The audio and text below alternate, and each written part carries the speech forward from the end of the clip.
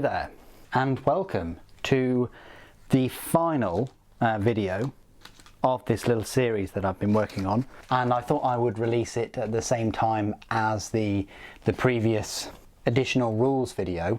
I thought it would be fitting to have them both released on the same day, so let's get straight into it. This will be my expanded rules video, so that we've covered as much of the rules as possible. And in this particular video I will talk about line of sight and obstruction. So the example I have in front of you is with the Star Destroyer, a Corvette and an X-Wing squadron. So when a ship or a squadron attacks, it must trace line of sight from itself to its target. Squadrons and ships have different points from which line of sight is determined.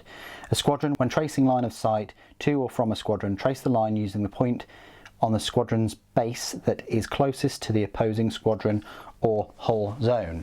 So straight away you just go for the closest, so from the base to the closest hull zone. For the ship, when tracing line of sight to or from a hull zone, the line is traced using the yellow targeting point in that hull zone. So there's the yellow point. You can just about see it, it's just there, but basically that is line of sight. So we're going to go there to there. That's the line of sight. So it works a little bit differently, as you can tell. If line of sight is traced through any hull zone on the defending ship that is not the defending hull zone, the attacker does not have line of sight and he must declare another target. If there is no valid target, he cannot perform an attack. So for example, I have line of sight to the left hull zone, but I do not have line of sight to the rear hull zone. It's quite straightforward. However, I do have line of sight to the front.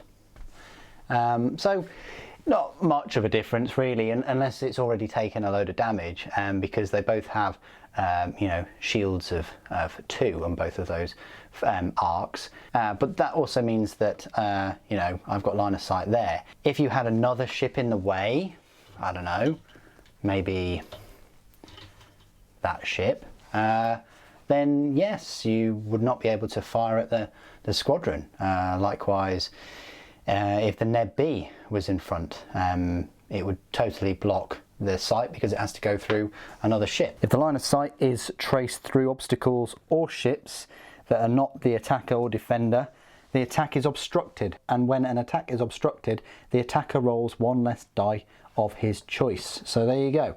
You can still fire through, as it says, if a line of sight is traced through obstacles or ships that are not the attacker or defender, the attack is obstructed. So, that is the defender, the Star Destroyer is the attacker.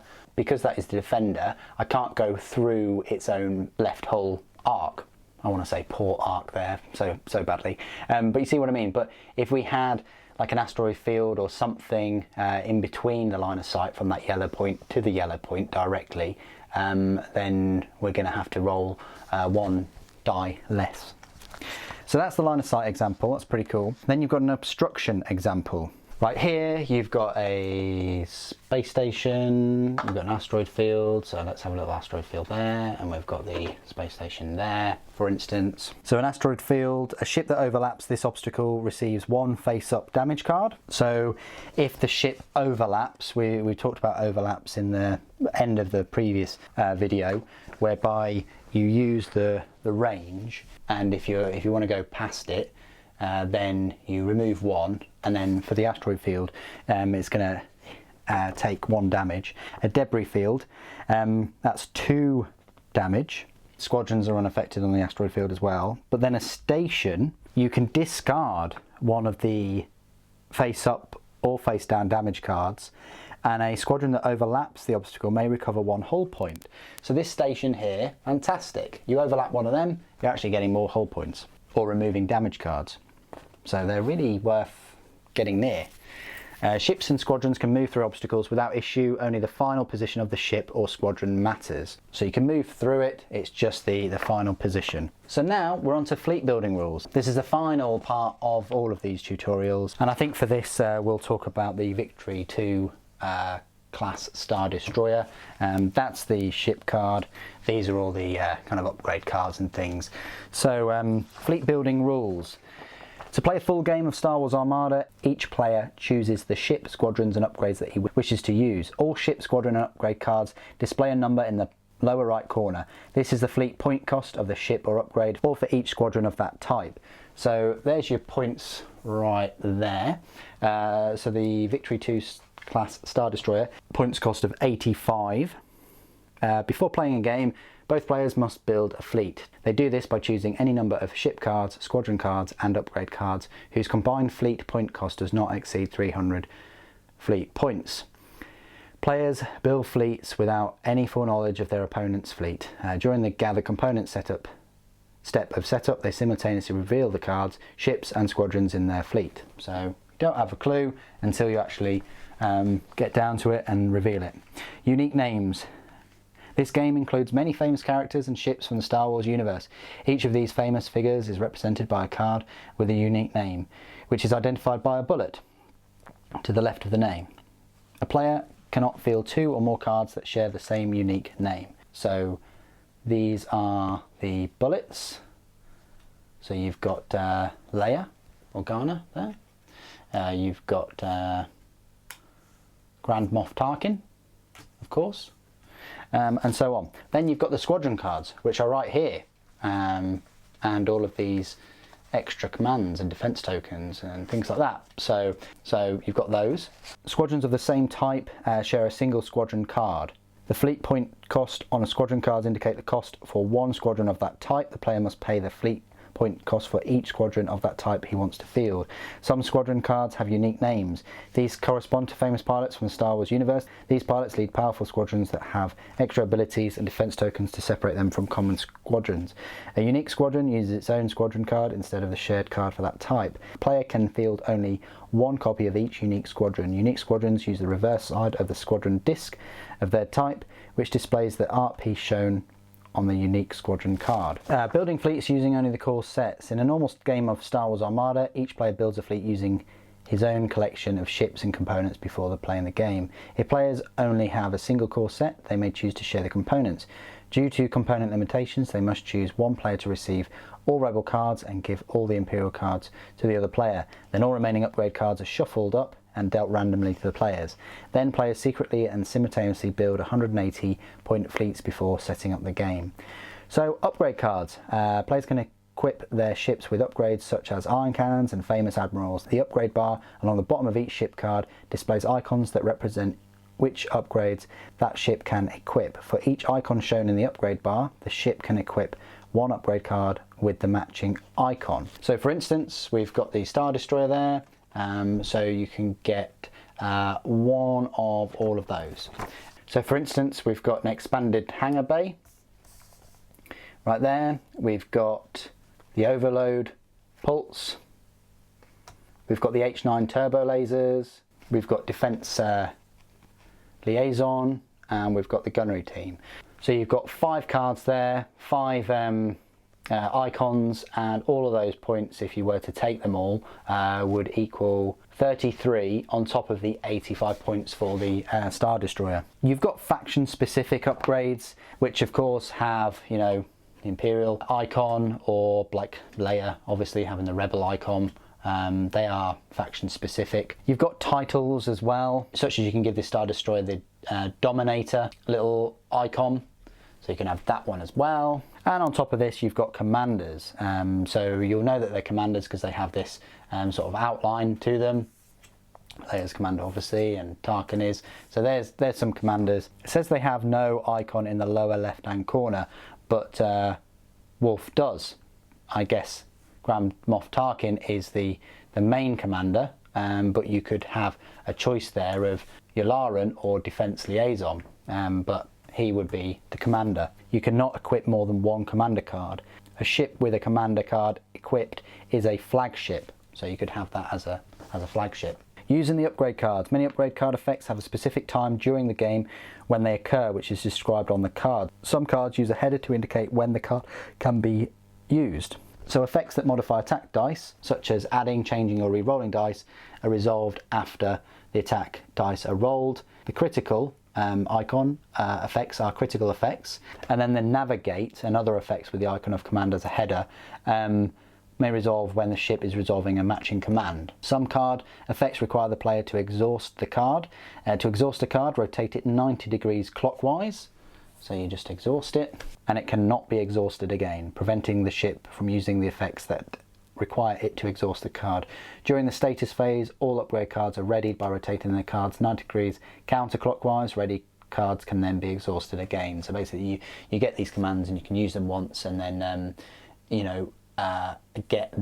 the next turn you've got them ready to be used. Scoring upgrade cards. When players determine their scores at the end of the game, the total fleet points cost of all upgrade cards equipped to a ship are added to that ship's fleet point cost. And then you've got fleet building restrictions. The fleet must be either rebel aligned or imperial aligned. It cannot contain any ships, squadrons or upgrades that are aligned with the opposing faction, as indicated by the presence of that faction symbol on those cards.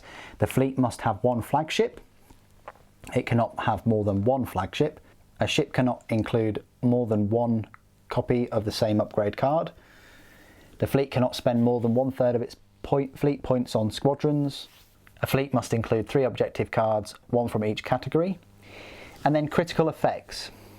So critical effects are the devastating effects that the attacker can resolve during an attack before totaling the damage amount. You must have at least one critical icon in the attack pool. The attacker can resolve only one critical effect per attack. Critical effects on upgrade cards are indicated by the little critical symbol header. Some critical effects on upgrade cards also specify a colour. To resolve a critical effect with a colour requirement, the critical icon must be on a die of that colour. The standard critical effect is if the defender is dealt at least one damage card by this attack, deal the first damage card face up. Squadrons cannot resolve or suffer critical effects unless otherwise specified. ID tokens. Players must use ID tokens to identify their flagships and to differentiate multiple copies of the same ship. This is important for tracking which upgrade cards, damage cards and command dials are assigned to each ship. To assign an ID, insert a ship ID token into the slot behind the ship support pole or fin. Then place the matching main ship ID token on that ship's card. So essentially what we've got here is we've got the ship ID, so that's a flagship, and then we're going to put the token on there. Objectives. Objective cards add variety to each battle by providing a narrative for why the Rebel and Imperial forces are clashing, whilst also changing how players score points. There are 3 categories of objectives: assault, defence and navigation. So that would be all of these cards right here, with the assault in red, the defence in yellow and the navigation in blue. Objective cards may describe the special setup rules which must be followed during the setup process.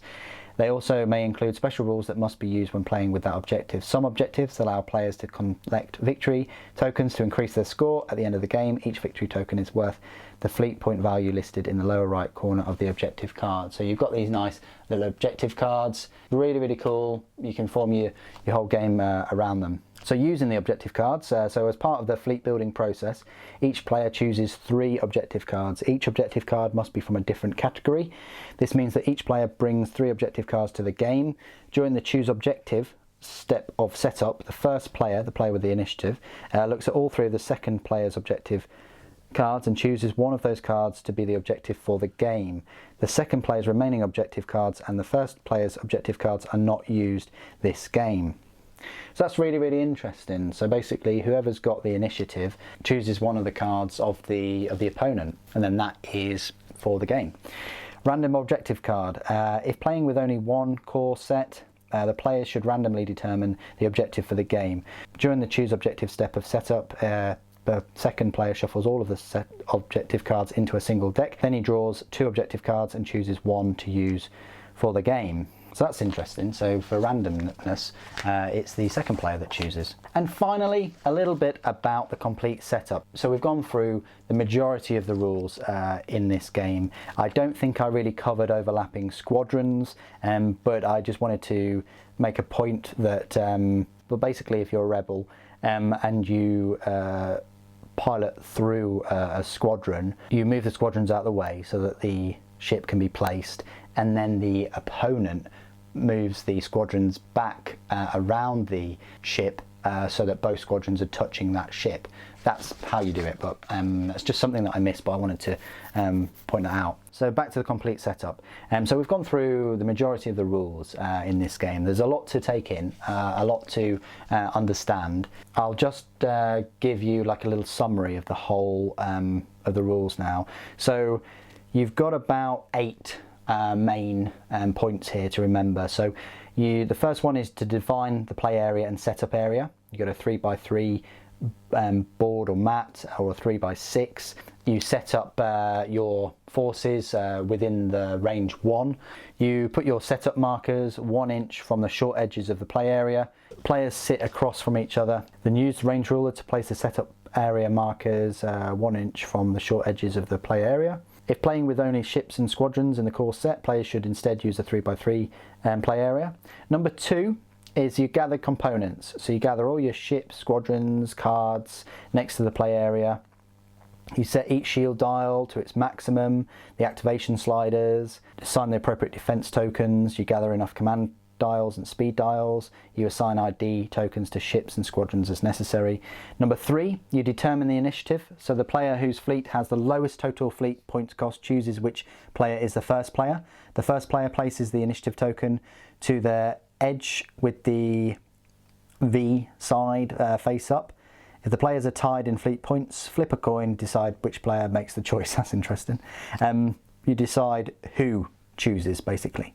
Choose objective. First player looks at all 3 of his opponent's objective cards and chooses one to be the objective for the game. So number 4, you choose objective. The first player looks at all 3 of his opponent's objective cards and chooses one to be the objective for the game. 5, you place obstacles. Starting with the second player, the players take turns choosing and placing 6 obstacles into the play area. Obstacles must be placed within the setup area, beyond distance 3 of the edges of the play area, and beyond distance 1 of each other. If playing with only ships and squadrons included in the box, players place only 4 obstacles. So everything in the box is normally 4, but then if it's anything other than the box, then you can have 6. And speaking of 6, you then deploy your ships. So starting with the first player, players take turns in deploying the forces into the setup area. A single deployment turn consists of placing 1 ship or 2 squadrons. So ships must be placed within their player's deployment zone. A player's deployment zone is portion of the setup area that is at least distance 1 to 3 of his edge of the play area. When a player places a ship, he must set its speed dial to a speed available on its speed chart. Squadrons must be placed within distance 1 to 2 of a friendly ship. If a player only has 1 squadron remaining when he must place 2, he cannot place it until he has placed all of his ships. Number 7, prepare other components. Shuffle the damage deck, place it to the play area, along with the command tokens, maneuver tool, range ruler, and the round token marked 1. And 8, clean up. Remove the setup area markers from the play area, and after players finish the setup, they begin the first round of the game. And that's pretty much it. I mean, to play full games, you're going to need 300 points, so you will need more ships, but not too many ships. There are a lot of tokens and tools and objective markers and things like that in this game, and cards as well. Lots and lots of cards and upgrade cards. It's a very deep game. Yes, it's got points and things, but you add points with your different upgrade cards that do certain things in the game. It can be a very, very deep game, but an awful lot of fun. And I'm going to continue this journey with you all, with all of the unboxings that are coming soon to the channel. As always, I'll try and catch them all. In terms of all of the ships and squadrons that are available. Fantasy Flight Games, they are about to move over to another company that make a load of Marvel miniatures. So the models that they do make are very popular, and sometimes it takes a while to get them in stock. That's one of the reasons why I'm spreading these videos out as much as I am, and not having them kind of every day like I would do with the Warhammer content. But if you do have any questions and things, as always, please do put them in the comment section here, or ask them in the Discord, and we will endeavour to answer them, or come and join us in the Discord and we'll endeavour to answer them the best we can. What do you guys think of this game? That's pretty much me covered for the game. I would like to record some footage of me playing games with people at some point, but in the meantime I'm definitely going to continue with this gaming system, learn as much as I possibly can about it, collect a lot of the ships, and hope you enjoy all of the upcoming content. Thank you ever so much for joining me today. Thank you for watching. The Emperor Protects.